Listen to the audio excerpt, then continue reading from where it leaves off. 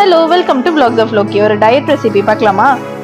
Oats egg omelette தான் நான் எப்படி செய்யறதுன்னு உங்களுக்கு சொல்லி கொடுக்க போறேன்.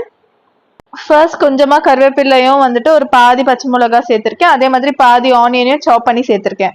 அது கூடவே ஒரு பாதி தக்காளியும் கொஞ்சமா கேரட்டையும் திருகி சேர்த்துக்கலாம். நான் செய்யறது ஒரு முட்டை தான் போட போறேன். ஸோ அதுக்கேற்ற மாதிரி தான் எடுத்திருக்கேன்.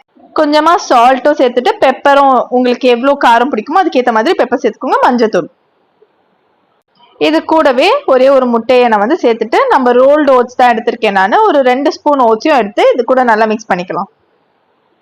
குவிக்கா ஏதாவது செஞ்சு சாப்பிடணும் மார்னிங், அதே மாதிரி ஹெல்த்தியாவும் இருக்கணும் கார்ப்ஸும் இருக்கணும் அப்படின்னா நீங்க இந்த ஓட்ஸ் எக் ஆம்லேட் செஞ்சு சாப்பிடலாம்.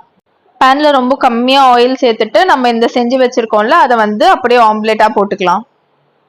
ஆக்சுவலா இது ரொம்ப ஃபில்லிங்கா இருக்கும். நம்ம லஞ்ச் டைம் வரைக்குமே பசியே எடுக்காம ஒரு மாதிரி ஃபில்லிங்காவே வச்சிருக்கோம் ஓட்ஸ் இருக்கனால. என் தோசை தவ நிலைமைய பார்த்தாலே தெரியும். எங்க அம்மா கிட்ட எவ்வளவு வாட்டி சொல்லி அதை மாத்தவே மாட்டேன் அப்படின்னு சொல்லிட்டாங்க. எவ்வளவு பேர் அம்மா இதே மாதிரி இருக்காங்கன்னு கண்டிப்பா சொல்லுங்க. அதே மாதிரி ஒரு சைடு வெந்தோம்னா திருப்பி போட்டு இன்னொரு சைடும் வேக வச்சிருங்க. கட் பண்ணி சர்வ் பண்ணி சாப்பிடலாம். அவ்வளவுதான், இது அவ்வளவு ஈஸி அண்ட் டேஸ்டும் நல்லா இருக்கும். கண்டிப்பா ட்ரை பண்ணுங்க. தேங்க்ஸ் ஃபார் வாட்சிங்.